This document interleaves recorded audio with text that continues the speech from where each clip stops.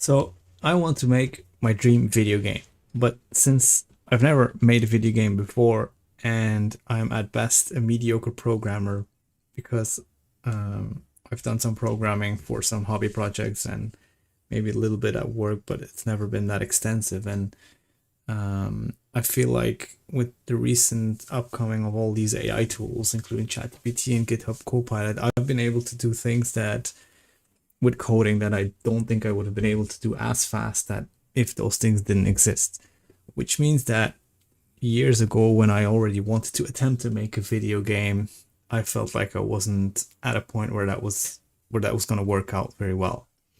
However, now given that I've found some help by using GitHub Copilot or ChatGPT to program some other things that I've been working on, mostly in JavaScript and React, like a small web application.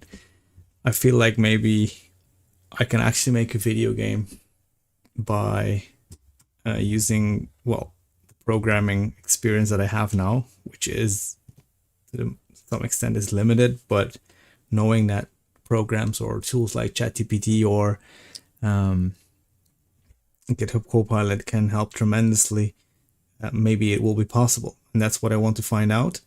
It's also what I want to show you, and maybe it can be interesting for people like me who have some programming experience or even no programming experience, but who feel like they want to make a game and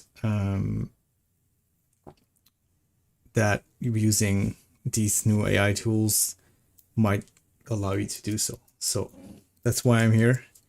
I wanted to share this experience just to share the journey, share the issues, share the problems, but also share the solutions that I will be hopefully finding to the problems that I encounter when trying to make a game.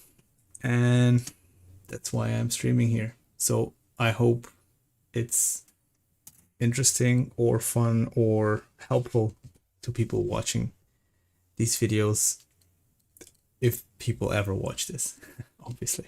Right now there's nobody here, but that's fine because I feel like when I'm programming I talk to myself or to someone who isn't actually there. It helps me think, it helps me articulate the problems and find solutions, so I might as well pretend to talk to someone who's actually there, or might be listening in the future, so that could be interesting. So maybe I will use in this first, well, right now I'll try to go over some of my experience, just that like what I can and can't do already, what I have and haven't researched about Unity, what I have and haven't done there, and also a bit of my background and what tools I'm planning to use, at least that I now already know, but I probably will use even more tools that I don't know yet about. And the first tool that I'll be using is Millinode, which is something that I've briefly checked recently, but I haven't used it before. But I was watching some videos on YouTube of game designers, developers, whatever, and they were using this because it seemed very intuitive. It's very, very lightweight, didn't seem too complex. So I'll start off by using that to keep my own notes, but also to kind of use it to display some of the ideas that I have for the game. Right, so again, let's maybe just quickly start off with a first note about me. So what is my actual experience up to this point before I start this? Because the title says so, I'm a noob game developer, which is that's the case. So I've never made a video game before. But I have been programming in JavaScript to make a React app, but purely as a hobby. But that was I would say my first extensive programming experience. I've also done some coding in Python because of my scientific background. So actually my background, I'm a biochemist, and Python is a go-to language for scientists to do some data processing, because it's an easier language to learn. Other than that, I've also been following some courses where Java is like the main language that we use to learn about object-oriented programming. But again, my knowledge there is whatever you would have if you've done a Java tutorial, basically. So it's very limited. And then when it comes to Unity, I can say that I know a little bit about C# because I mean it's also object-oriented programming, so it relates a little bit to the Java in terms of how to use it. At least that's how I kind of got how I've perceived it. And so when it comes to Unity and C#, I'll quickly show you. I've went through this course on Udemy on 2D game development. So that's the experience that I have with Unity. So basically, I know how to use Unity, the basics, set up a scene, make game objects, add components, add scripts to the game objects, write some scripts and manipulate the objects. I went through the very basic, I guess it's the physics, 2D triggering collisions and whatnot, like make your elements move around.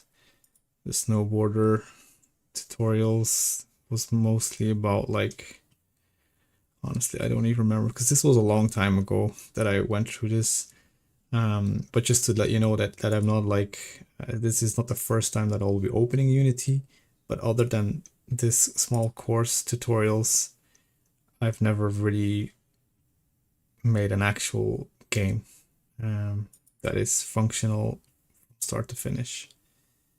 Because there was also a whole section here about UI, which I completely don't remember almost anything anymore. So that's something that I will have to go through again once we are at that point where UI becomes relevant to the game.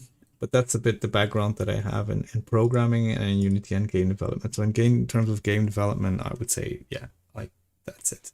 So, so I'll just, when I start this game, I will just start literally just from scratch. And I guess I'll follow a little bit what happened here. If I don't remember anything, I'll just come back here and see, okay, what are the basics? And then once we're beyond these basics that are here, we're gonna have to find things out on the spot by Googling or asking ChatGPT or using GitHub Copilot and stuff like that. So that's the thing here. I have some experience, but very limited experience. It's in video games or game development.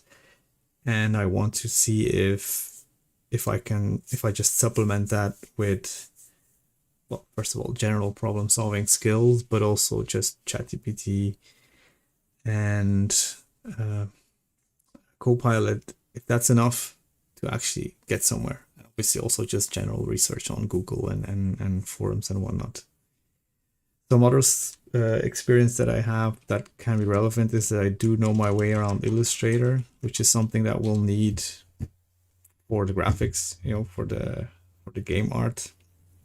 And the cool thing is that in Illustrator, there's also generative AI that can generate basically 2D vector graphics, and that will be really helpful as well because I'm, like I said, I know my way around Illustrator, but I'm not an artist at all. I just know how to make basic figures but it's not like I can make art, which is in the end something that we would need for the game.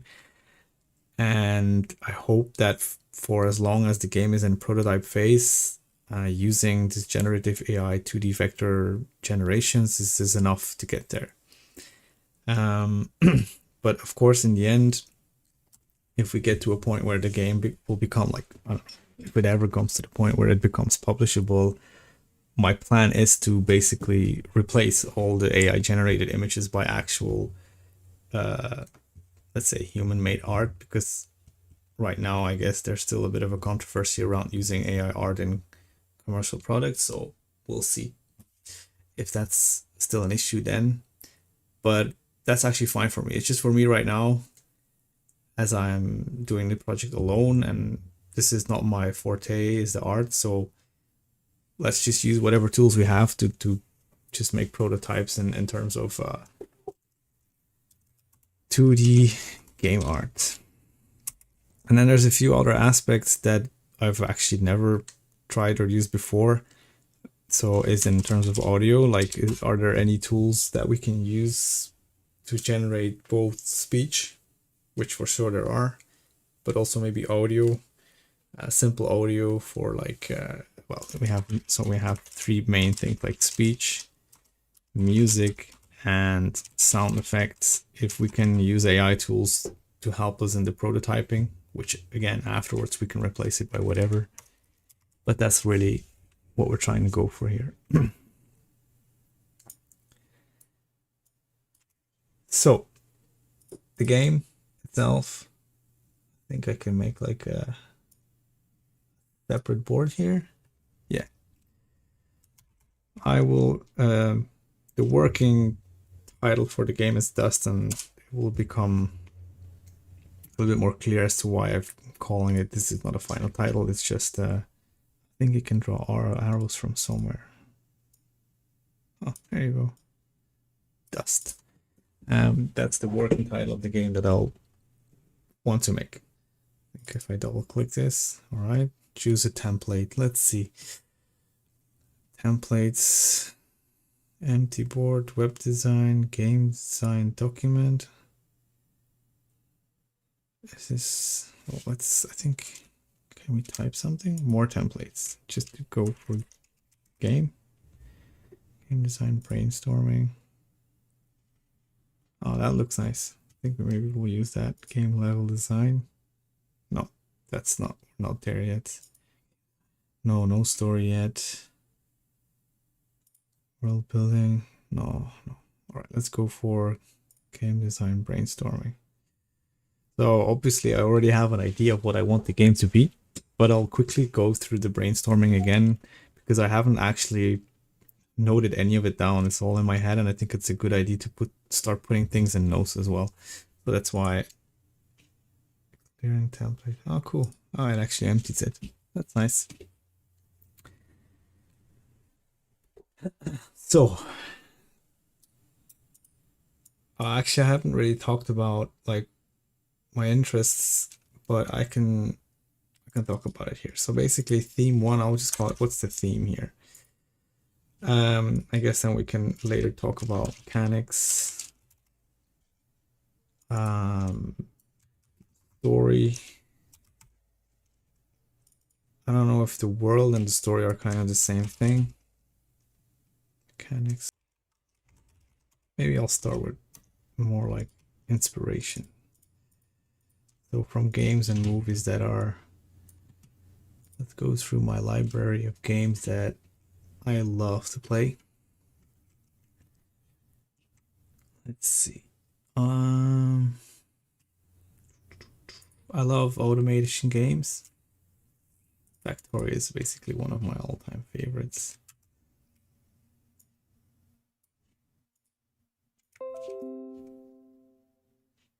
Let's do more than one image though.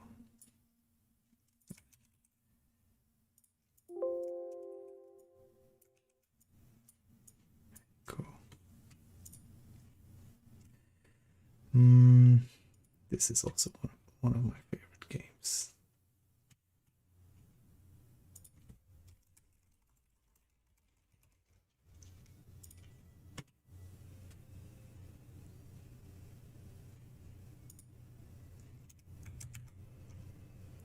So I love these automation, infrastructure, resource management games, which I would love to be part of the game as well. I think Portal is also one of my favorite games, which is a bit different than these games, obviously, but I like the humor, and the silly and dark humor of Portal is something that I definitely want included in the game. You know, where is... Very cool.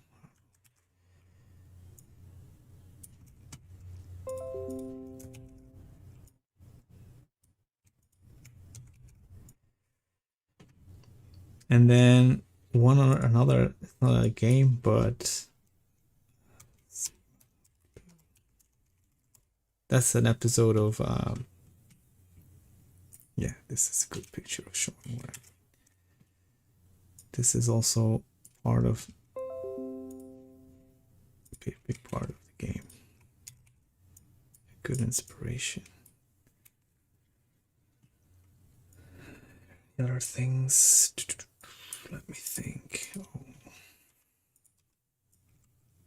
Yeah, one of game that I was, because it's going to be a 2D game.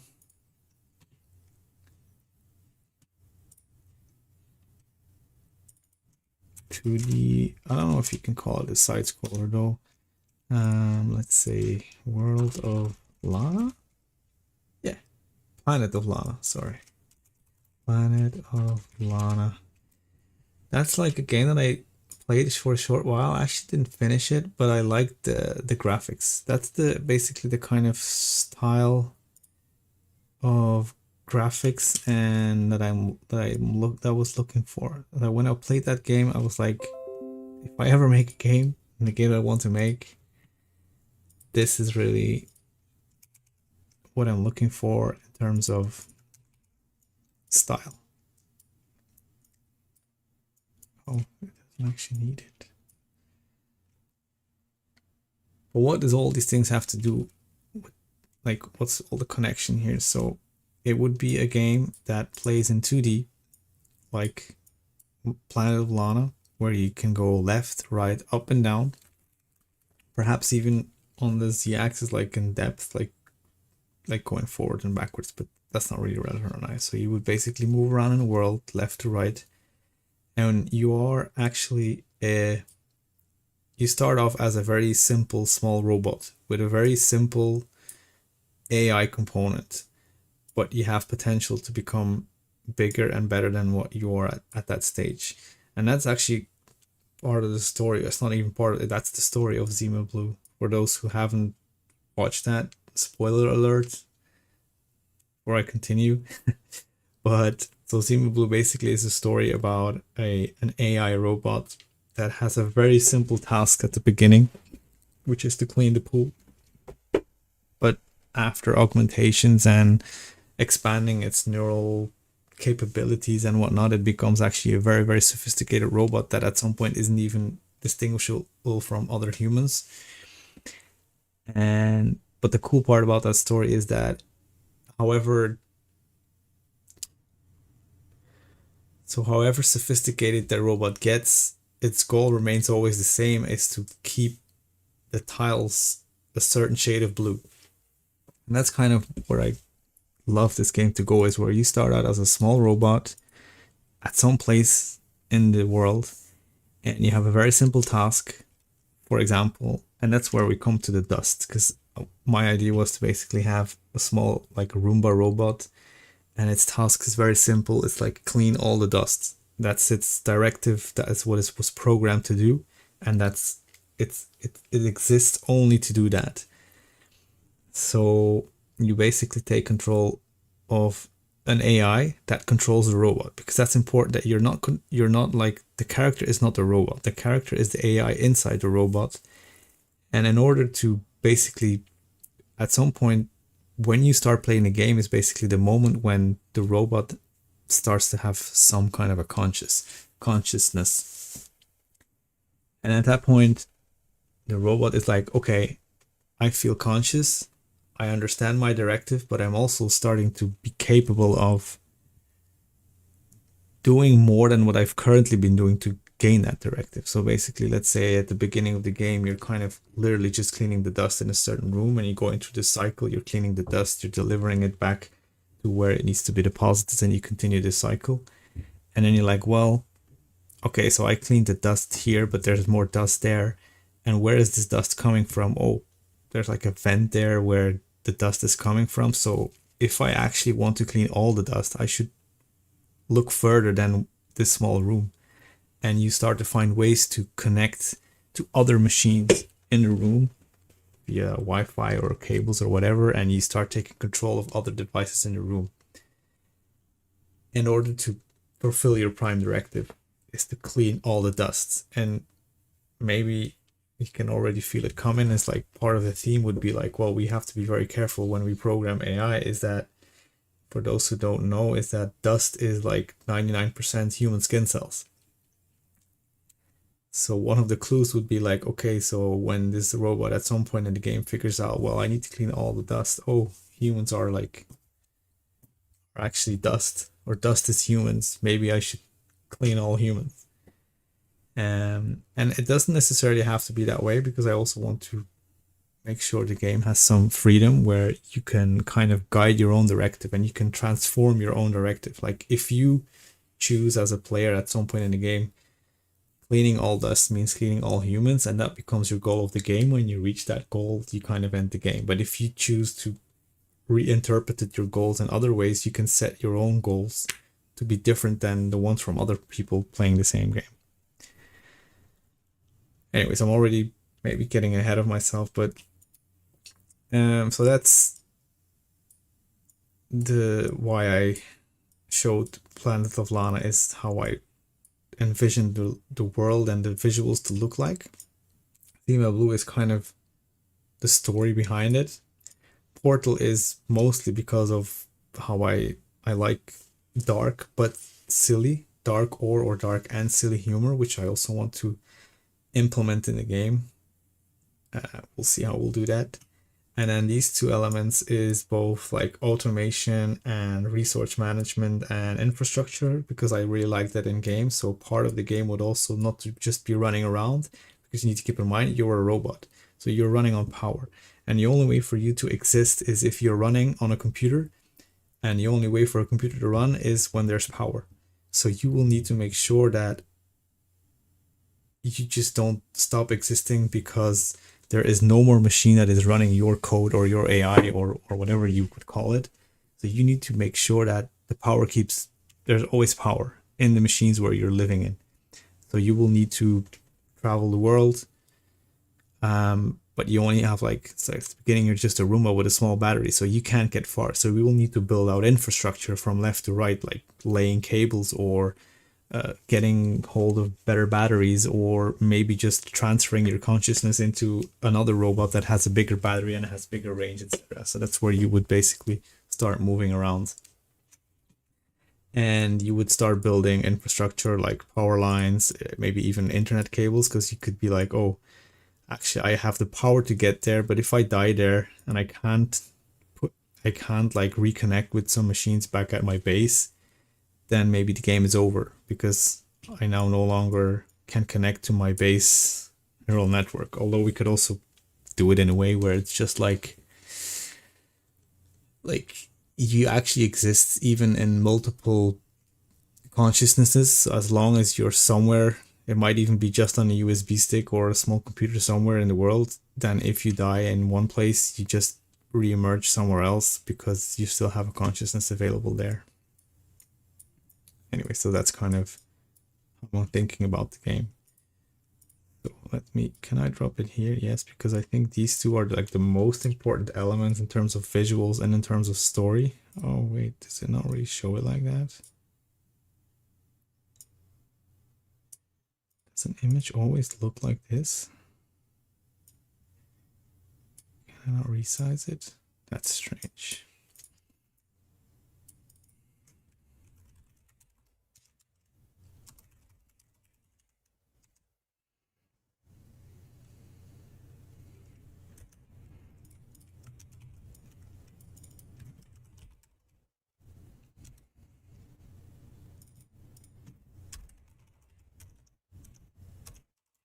Let me just complete some of these.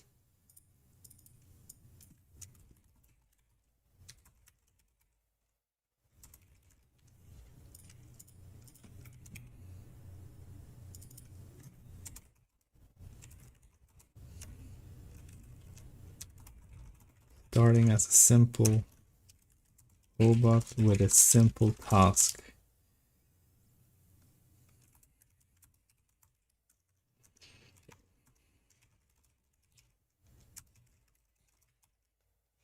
Kind of.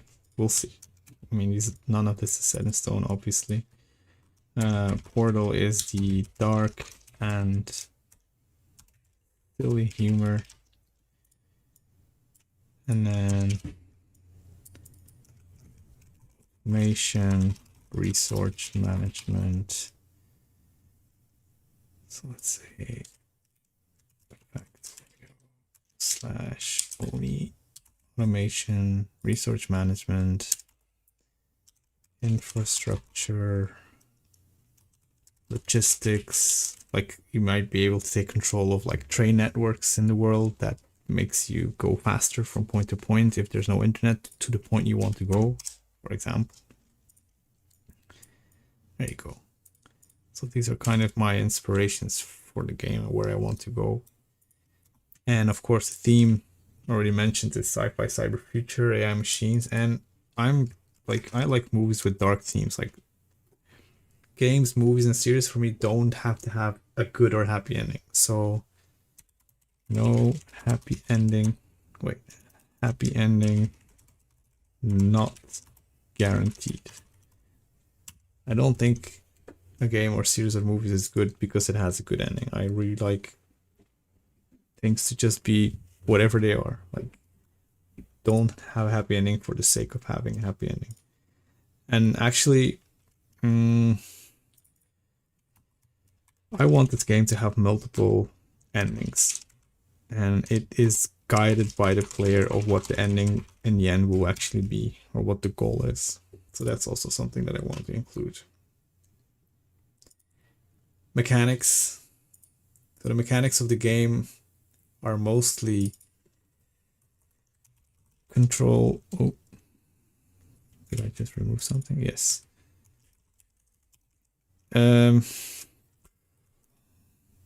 Mechanics, I would say.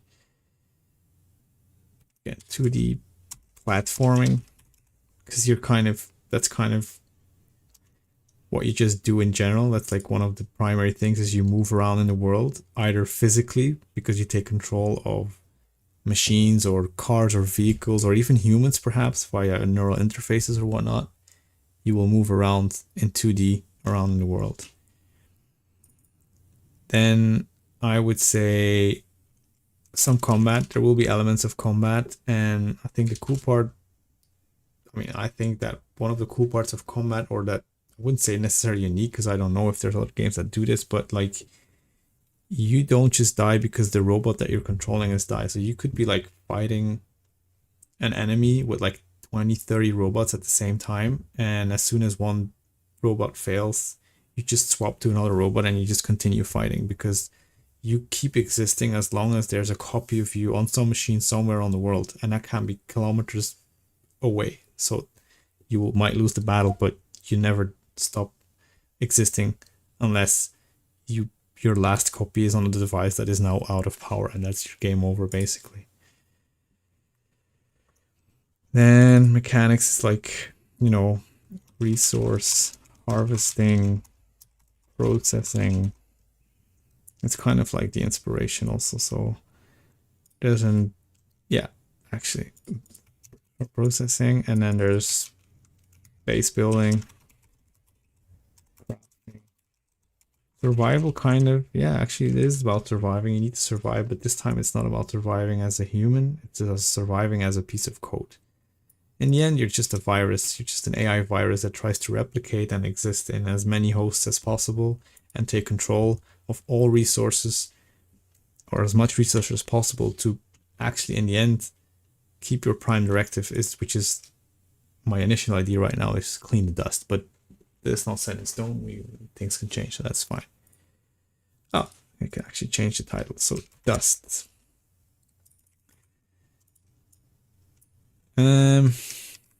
From a humble dust vacuum Roomba, you will rise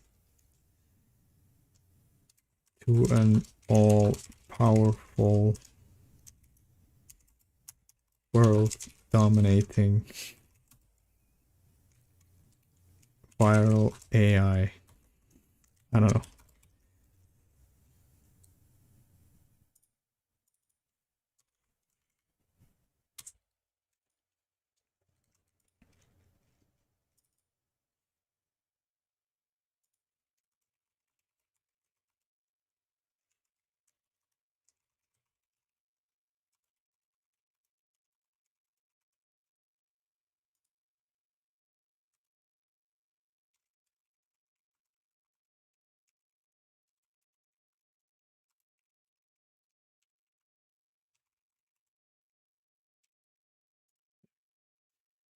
So the story, actually, I already alluded to parts of the story. So you start as a humble, as a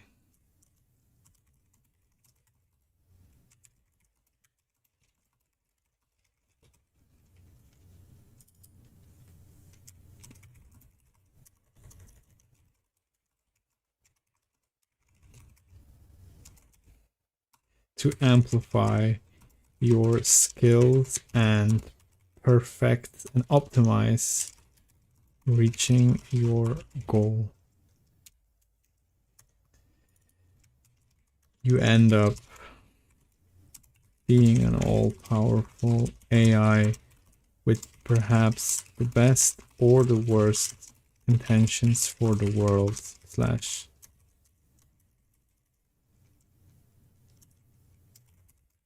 humanity. Because actually, I haven't actually talked about the human presence on the world, and I'm not even sure if I want humans to be present in this world, or at least not in the way that they are now. So maybe I'm not saying it has to be post apocalyptic, but I'm not sure yet how I want to, if it's like present day or in the future, but humans are still there doing their normal thing, or is it post-apocalyptic? I'm not sure yet. So the story, I wonder if I can maybe put a cooler picture of Zima Blue, which kind of, because the story is kind of like what happens in Zima Blue. Okay, so you know, this kind of, and I must say that the inspiration from Zima Blue was really subconsciously, because I only realized it afterwards, and it must have been part of my thought process.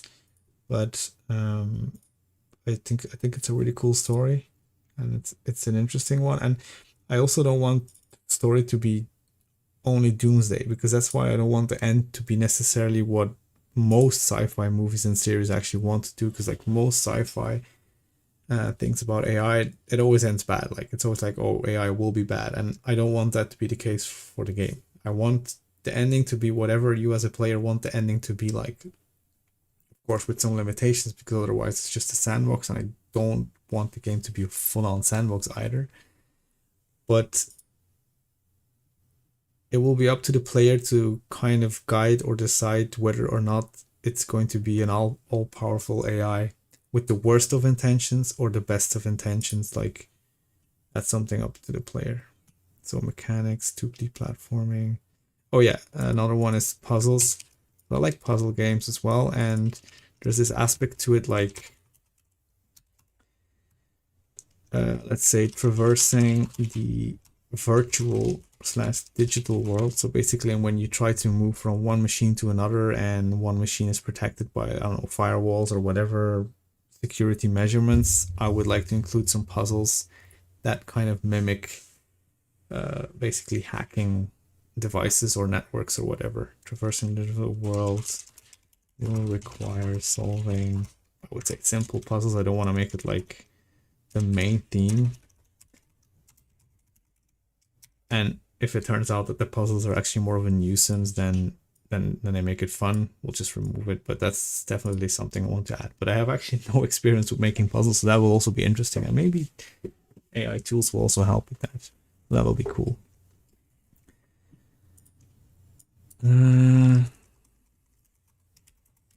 Mimicking hacking. I don't know, does that exist? Mimicking hacking. Simple puzzle for mimicking hacking.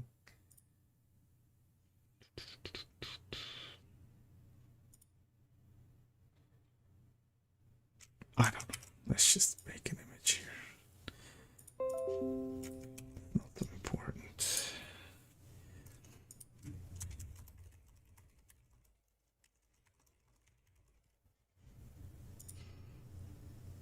See, I love these graphics though.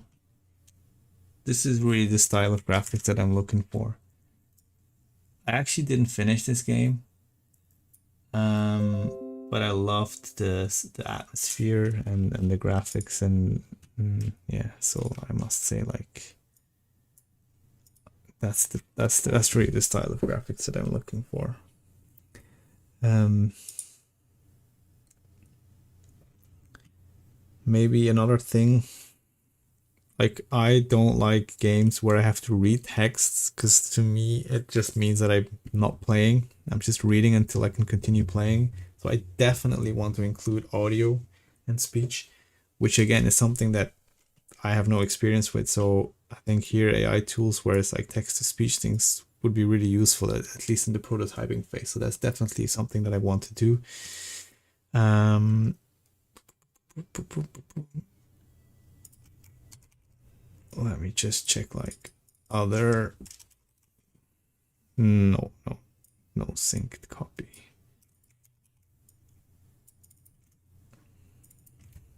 Audible speech, no text reading. Because like I like reading, I like learning about the lore of games, but if I have to read like books that are lying around in the world, I just hate that. Like that's just me though. Like I prefer audio logs that you can just take and you can play. Like you just press play, the audio log is playing and you can continue the game. I think what's it called? Subnautica did that really well. Although there was also text-based lore, but there was also the audio logs, and that's something I prefer much more about because I just don't like reading. I always feel sad when I'm like, I don't want to read this, but I want to read it. Like I want to know what's written, but I'm not gonna read it because I don't like reading. So that's something that I definitely want to incorporate as well. Is either spoken by the characters in the game, or audio logs, or but that's actually a thing that I can, because I mean it's an AI, so even if the AI is reading text, there's no like limitation to that the AI is interpreting it as audio anyway. So that's perfectly fine, and like putting it like that from that point of view. I'm just gonna check. Nobody's here, right? Yeah, that's fine. I'm just gonna check like if that at some point someone stumbles in here and sees me rambling and I'm not even paying attention, but that's fine. I'm not expecting anything. But I must say again, talking to nobody still works well for me because like having this is pretty nice because this was all in my head and now it's all on paper and I've just pretended to talk to someone and it actually works. That's maybe the first thing is maybe you can take away from this exercise that I've tried to do here is like try to do it. Try to talk to someone, pretend to talk to someone and write things down. Pretend like you're presenting it to someone because then you do actually seems like you do more effort than if you're just doing it for yourself. In the end, you have this and this is now saved and I can reference these things. So that's cool.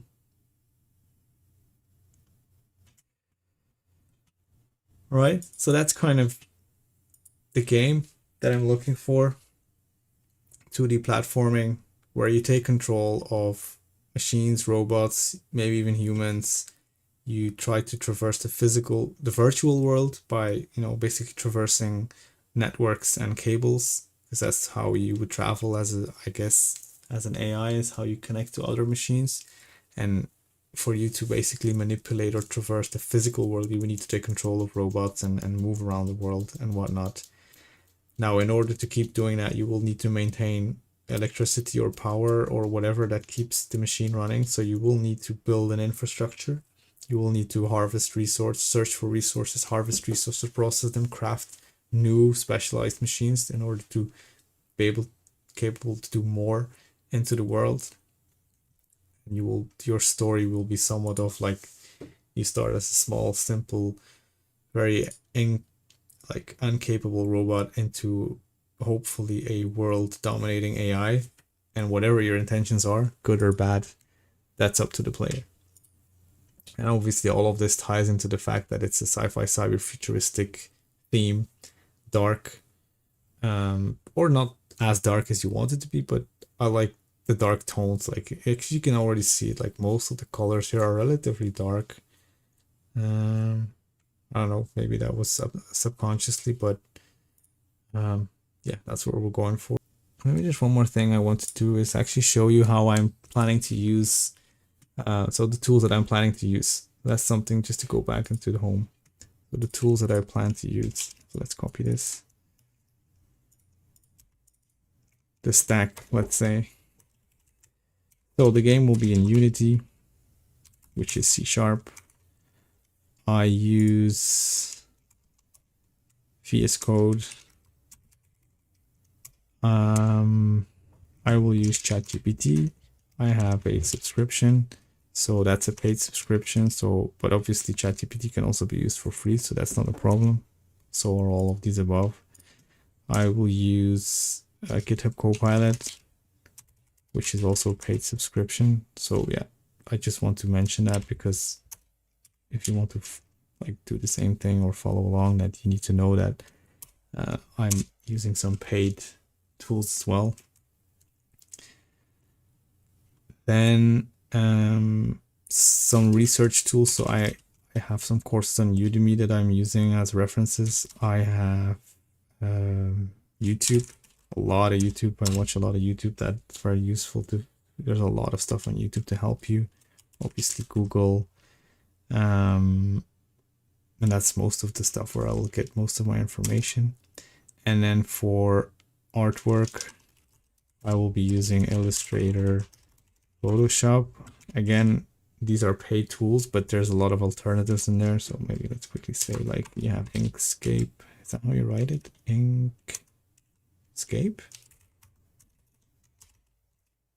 And I think Photoshop, I think GIMP is one of the ones that is used a lot as an alternative. Artwork.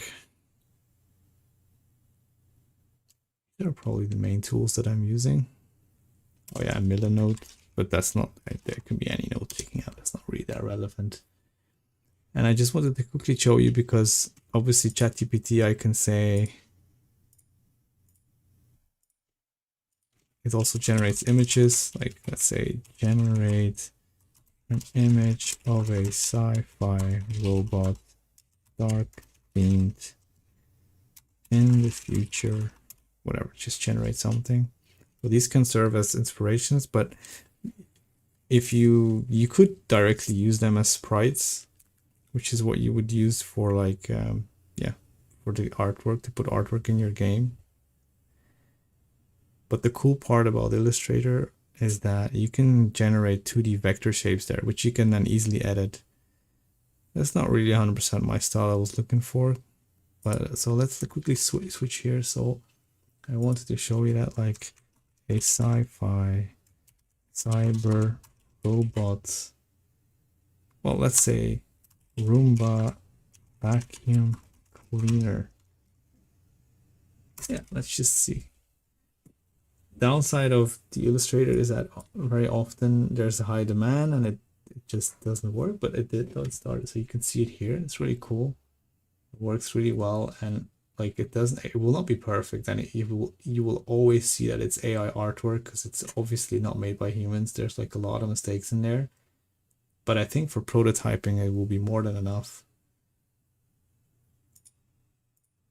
Yeah, cool enough. And the cool part is that, like, I can start editing things, because, like, if I want, like, I can just delete this.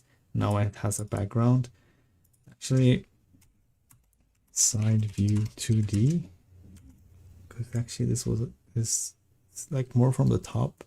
I wonder if it'll work. So these are all the tools that I will use to generate some of the artwork for the beginning of the game, and hopefully at some point there will be a point where I can just swap it out with actual real human-made artwork, and that will probably look better anyway. But I think the point is what I'm saying is that you don't need that to start making your game, I think, because we'll see. Oh, that's cute. But anyways, and I think I'll stop the stream here, because I kind of explained who am I explained what my past experience is in terms of coding and other tools, what tools I'll be using, and what the game is kind of about. And I think in the next I will basically start. I think we can basically start up Unity, start a new project, and get from there. So that's it. Thanks for watching. If at some point somebody will be watching, but that's the first episode. Thanks. Bye.